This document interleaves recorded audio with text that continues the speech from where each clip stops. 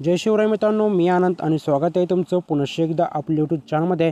तर पहा मित्रांनो, तुम्हालासुद्धा लाडकी बहीण योजनेचा अर्ज मंजूर झाल्यानंतर अशा काही प्रकारचा SMS आला आहे का, तर याचा काय अर्थ होतो आणि ज्यांना अशा काही प्रकारचा SMS आला नसेल तर त्यांना कशाप्रकारे SMS येऊ शकतो त्याचंसुद्धा सोल्युशन मी तुम्हाला सांगणार आहे। त्यासाठी तुम्हाला हा व्हिडिओ शेवटपर्यंत वॉच करायचा आहे आणि तुम्ही जर आपल्या चॅनलवरती पर्यंत आला असाल तर आपल्या चॅनलला सबस्क्राईब करून आपल्या व्हिडिओसुद्धा लाईक करून घ्यायचा आहे। चला तर आता तुमचा जास्त वेळ न घेता आपण आपला व्हिडिओ सुरू करूयात।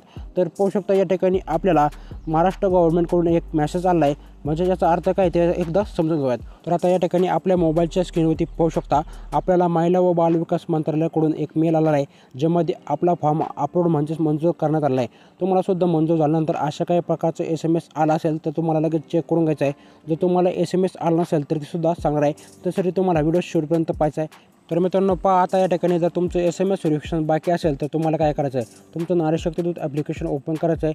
त्यानंतर तुम्हाला यापूर्वी केले अर्ज या पर्यायावर जायचं आहे। तिथे तुम्हाला SMS व्हेरिफिकेशन डन असा पर्याय दिसेल।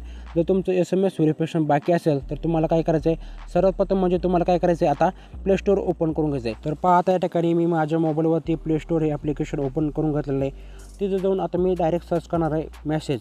तर मेसेज ॲप्लिकेशन आपल्याला अपडेट करायचं आहे। या ठिकाणी आता मी मेसेज ॲप्लिकेशन आपल्या प्ले स्टोअरवरती जाऊन मेसेज ॲप्लिकेशन अपडेट करणार आहे। तुम्हालासुद्धा अशा काही प्रकारे तुमचं मेसेज ॲप्लिकेशन अपडेट करून घ्यायचं आहे, कारण की मित्रांनो मेसेज ॲप्लिकेशन जर अपडेट नसेल तर तुम्हाला SMS हा येणार नाही।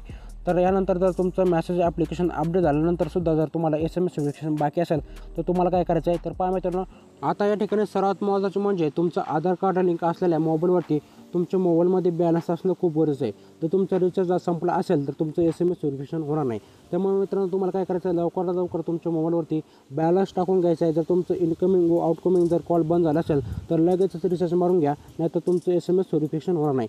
मित्रांनो या ठिकाणी जर तुम्ही आता सर्व स्टेप फॉलो केल्यानंतरही जर तुमचं SMS व्हेरिफिकेशन बाकी असेल तर मित्रांनो काळजी करू नका, सर्व्हरमध्ये काही प्रॉब्लेम असल्यामुळे तुम्हाला SMS व्हेरिफिकेशन बाकी असेल तर या ठिकाणी तुम्हाला काही करायची गरज नाही। तुमचं SMS व्हेरिफिकेशन आपोआप होऊन जाईल।